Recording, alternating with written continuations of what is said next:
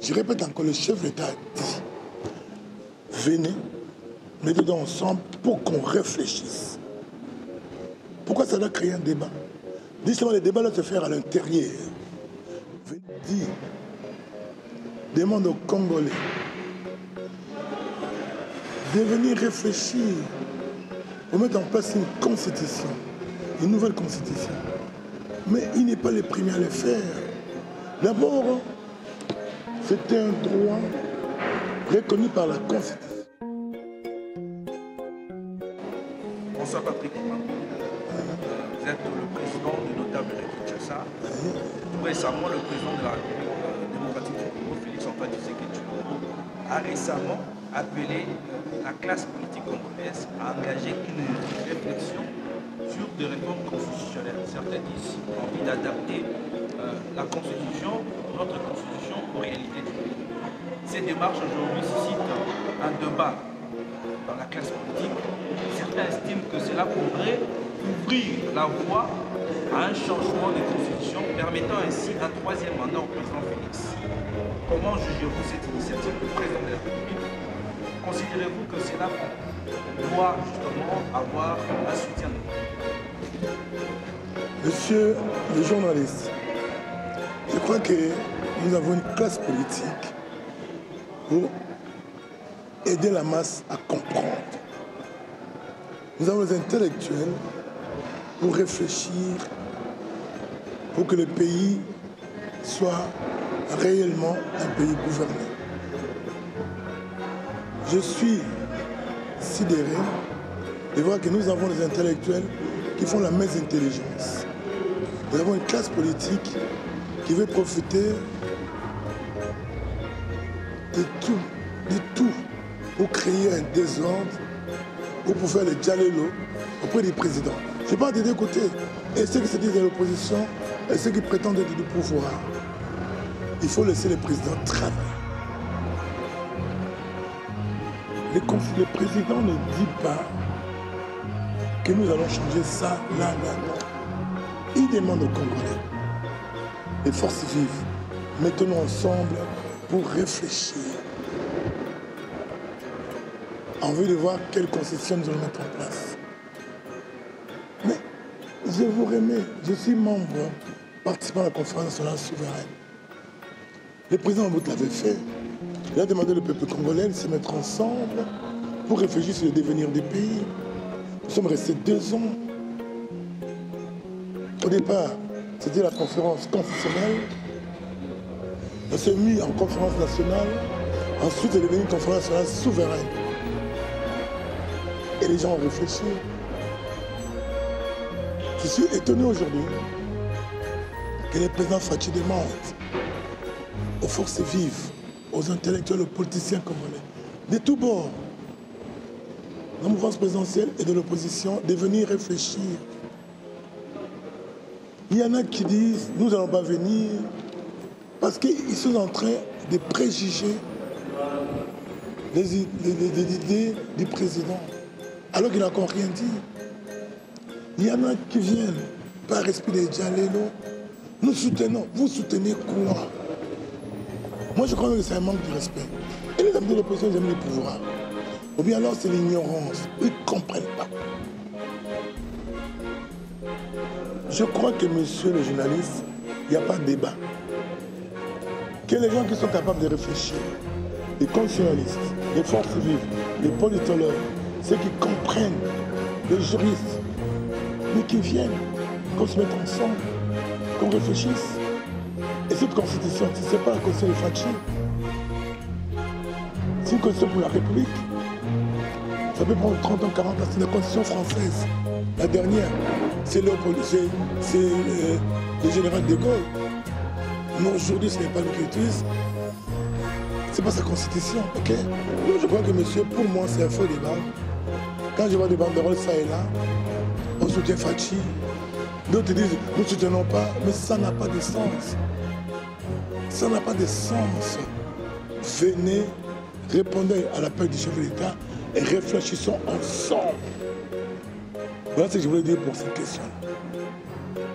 Alors maintenant, on va demander la position des notables de Kinshasa. Mais nous avons un problème sérieux avec cette constitution, l'actuelle. Parce que cette constitution, vous êtes en train de voir Kinshasa devenir la poubelle. Les chefs d'État habitent ici. Les ambassadeurs, c'est-à-dire c'est le miroir du pays. Et on nous met des gouverneurs qui sont incapables de travailler. Et le chef d'État, par la constitution actuelle, il est dans l'impossibilité de sanctionner ses gouverneurs. Il doit se référer aux députés provinciaux, qui eux ont été corrompus pour élire ces gouverneurs. Donc ils sont assujettis aux gouverneurs. Et chaque année, ils vendent la ville. Donc, les Kinois, les notables qui vont venir dans cette affaire avec un seul objectif. Il faut que les chefs de l'État nomment les gouverneurs et les vice-gouverneurs. D'ailleurs, en parlant de vice-gouverneurs, mais dans la nouvelle constitution qui est là, mais, monsieur le journaliste, allez voir, le rôle de vice-gouverneur n'est pas défini. C'est un monsieur qui est là, qui prend l'argent, mais qui ne peut même pas remplacer les gouverneurs à son absence, qui ne partit même pas en réunion. J'étais au cabinet Nsimi, nous avons vu Kimbuta, comment il a chassé son vice-gouverneur. Il a géré seul. Le dernier gouverneur qui vient de partir, Nobila, que je respecte. Mais j'ai vu comment il a chassé le monsieur de Bangamoy, le vice-gouverneur, le Hombong. Mais il a été chassé. Aujourd'hui, c'est lui qui est là et dit, mais il est à la merci de Bumba. Parce que le vice-gouverneur n'a pas un mot à dire. Donc nous vivons dans une ville où le gouverneur est un dictateur et le chef d'État peut voir un trou, il est incapable de sanctionner ce gouverneur-là. Parce que la Constitution ne le permet pas. Alors les Kinois disent ceci. Nous irons, peu importe la formule que vous allez trouver, révision de la Constitution, changement de la Constitution, coupage de la Constitution, amélioration de la Constitution, saupoudrage de la Constitution, arrangement de la Constitution, peu importe, mais sortez-nous un texte. De ce texte-là, qu'il soit inscrit noir sur blanc, que le chef de l'État doit nommer le gouverneur et ses ministres et les vice-gouverneurs, et ils doivent dépendre de lui. Ils doivent rendre, surtout pour Kinshasa. C'est-à-dire quoi? Si le président prend sa voiture, roule et arrive vers Kingabwa, à Sosa, à Niati-les-Boulous, il doit être capable de freiner, d'appeler le gouverneur. Monsieur, venez un peu sur Kingabwa tel. C'est quoi ça? Récemment, on a vu deux grandes personnalités, entre guillemets. Je dis entre guillemets parce qu'ils ne sont pas. Il y en a un qui était président de l'Assemblée provinciale, qui s'habille en jaune, rouge, bleu, chocolat et tout ça, vous le connaissez. Et un gouverneur, un affaire catcher, président de Magaigne avec Ossor, s'est battre à la tête de la ville. Aussi au vu de tout le monde. Nous sommes dans la ville de Kinshasa capitale. S'insulter, se traiter de tout. Et le président, qui il a dit en meeting, n'a eu maté. Et moi je les connais, incapable d'agir. Mais les textes ne le permettent pas. Il va faire quoi? Il va se rebiffer derrière vers le Parlement. Au Parlement là-bas, les députés se vendent. Tantôt ils cherchent à décider les gouverneurs, tantôt ils sont contre leur gouvernement. Mais je vis comment le président a été malade. Alors donnons le pouvoir au président, surtout pour la vie de Kinshasa. Pour ça, il faut que les textes qui vont sortir de la réflexion sur la constitution que nous allons faire, les Kinois se tiendront debout pour que le chef de l'État qui viendra. Et quand on dit chef de l'État, c'est pas seulement Fachi. C'est perpétuel. Après lui, après, ça peut être 50 ans. Ok? Il faut que le gouverneur de la ville Kinshasa soit nommé par le chef de l'État est destitué par lui au cas où ça marche. Et les vice-gouverneurs avec. Et les ministres doivent être des copains, des amis. Mais nous avons vu des ministres provinciaux qui ne connaissent même pas qu'est-ce qu'ils doivent faire, qui sont des petits amis du gouverneur. Mais on voit les choses ici, où ils ne peuvent même pas répondre au vice-gouverneur ou au président de l'Assemblée. Parce que les gouverneurs de chaque Naya. Non, nous tuons la ville.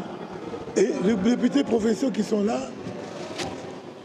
ils bradent la ville, ils vendent la ville pour 5 000 $, 10 000 $. Et le monsieur prend ça pendant ça. Et qu'est-ce qui se passe, chers amis? Quand ces députés-là vendent la ville pour 10 000 $, j'étais dans la salle le jour de ces élections. J'étais dans la salle le jour de l'élection de Kimbuta. Il y a Gengobe là où je n'étais pas. Mais on a vu l'argent circuler. Donc ces députés provinciaux ont vendu la ville pendant 5 ans.